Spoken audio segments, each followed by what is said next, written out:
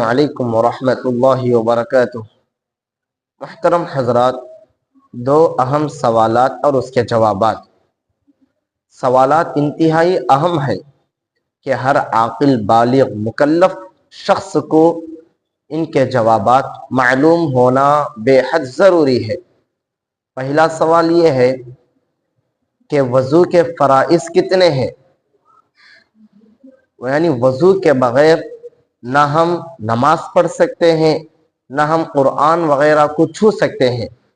اس لیے وضو کے فرائض کو معلوم کرنا بے حد ضروری ہے۔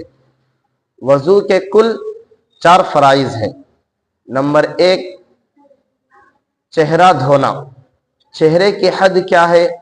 پیشانی کی بال سے ٹھوڑی کے نیچے تک، اور ایک کان کی لو سے دوسری کان کی لو تک۔ نمبر 2، دونوں ہاتھوں کو کوہنیوں سمیت دھونا۔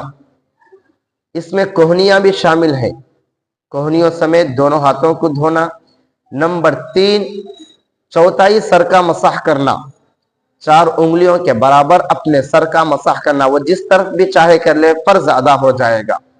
نمبر 4، دونوں پاؤں کو ٹخنے سمیت دھونا۔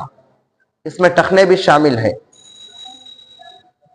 جس سے آپ کا وضو مکمل ہو جائے گا، آپ نماز پڑھ سکتے ہیں اور قرآن کو چھو سکتے ہیں۔ دوسرا اہم سوال یہ ہے کہ غسل کے فرائض کتنے ہیں اور وہ کیا ہے؟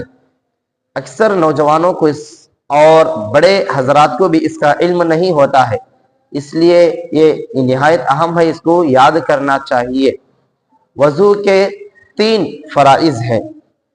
نمبر 1، منہ بھر کے کلی کرنا۔ نمبر 2، ناک کی نرم ہڈی تک پانی پہنچانا۔ نمبر 3، پورے جسم کے اوپر اس طرح پانی بہانا کہ بال کے برابر بھی کوئی جگہ پورے جسم پر سوکھی نہ رہے، پورا جسم بھیگنا چاہیے۔